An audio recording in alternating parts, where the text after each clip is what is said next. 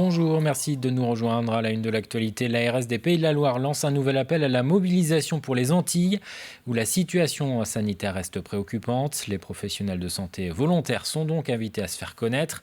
Des soignants ligériens sont déjà en renfort sur place. C'est le cas du Vendéen Christian Briola. Il est affecté depuis la semaine dernière au CHU de Pointe-à-Pitre. Écoutez son témoignage. Vous avez à peu près une centaine de patients qui se présentent par jour aux urgences, avec un hôpital qui ne peut pas en recevoir autant. Donc, beaucoup de patients graves, avec moins de matériel, juste parce que le temps qu'il arrive. C'est ça qui est compliqué pour nous. C'est qu'on aurait pu les sauver en métropole ou même ici, mais si on avait eu le matériel, quoi. Voilà, on n'a pas d'autre solution que d'accompagner les gens à partir. C'est la solidarité des soignants qui fait qu'on tient le coup.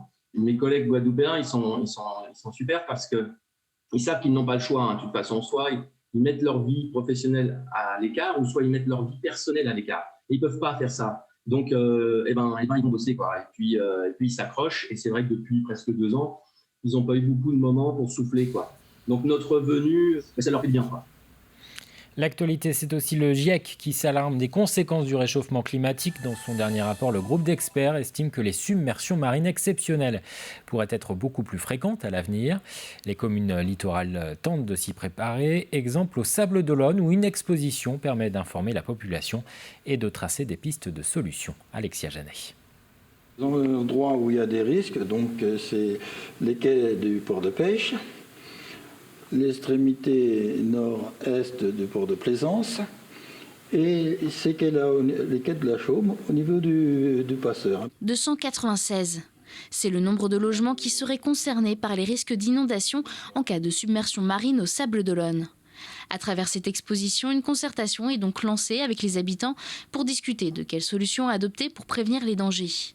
Des habitants qui ne sont pas toujours au courant des risques, même si, ici, ils se révèlent plus matériels que humains. C'est pour éviter des catastrophes comme à la Faute-sur-Mer, comme à Charon dans les Charentes.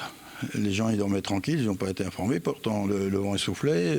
Donc aujourd'hui, c'est une phase importante d'informer les gens et aussi d'informer les gens sur les projets. Pourquoi ? Parce que les projets sont énormément coûteux. Et ces projets sont multiples. Parmi les solutions les moins coûteuses, agir directement sur les habitations concernées. On a identifié toutes les maisons qui sont vulnérables. Et donc on va aller proposer nos services aux habitants concernés. Donc là on imagine un bureau d'études, il ferait une visite de la maison et regarderait un peu à quelle hauteur sont les prises, le frigo, est-ce qu'il est vraiment concerné, il pourrait disjoncter, ce genre de choses. Donc il fait une liste de travaux, d'adaptation du logement par rapport au risque de submersion.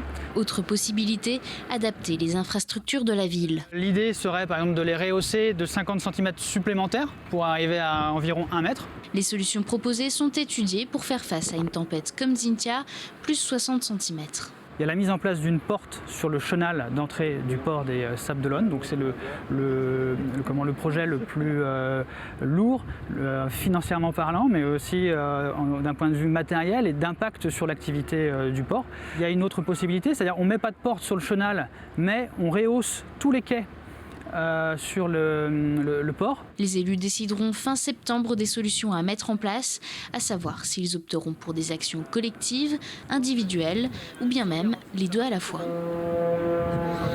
Un mot de voile, Xavier Macaire a remporté ce matin la première étape de la solitaire du Figaro, dont le départ avait été donné dimanche de Saint-Nazaire. Le Sablé a franchi le premier la ligne d'arrivée vers 8h30. Le départ de la deuxième étape, ce sera dimanche entre Lorient et Fécamp. Direction l'île de Noirmoutier pour découvrir l'exposition qui se tient en ce moment à l'hôtel Jacobsen. Elle s'intitule Intime insulaire. Il s'agit d'une série de portraits réalisés par Maurice Rougemont.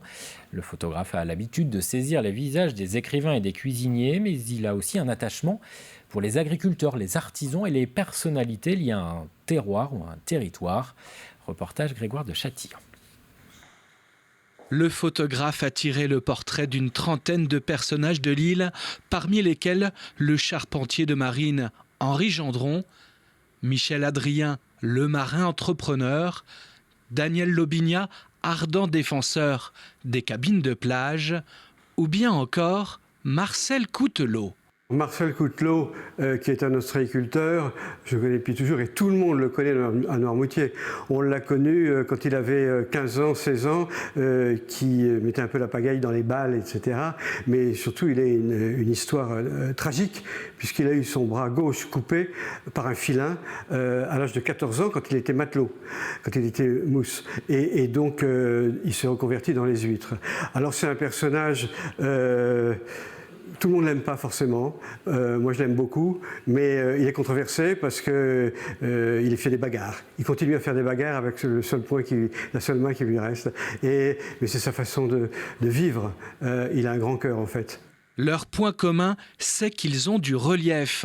Comme Jean-René Baudin dit Hercule, grand imprécateur et écologiste avant l'heure, ils sont même hors normes pour le photographe Maurice Rougemont. Ce sont des personnages d'une autre époque souvent, qui ont un certain âge et qui ont vécu, qui sont pas passés dans la moulinette de la normalisation, qui représentent un temps ancien où ils ont connu plus de liberté et où il y avait plus de personnalités fortes qui s'exprimaient. Ici, l'académicien Jean-Marie Rouard, qui passa une partie de son enfance sur l'île de Noirmoutier, un peu plus loin, au fond du couloir, Marcel Corbejeau.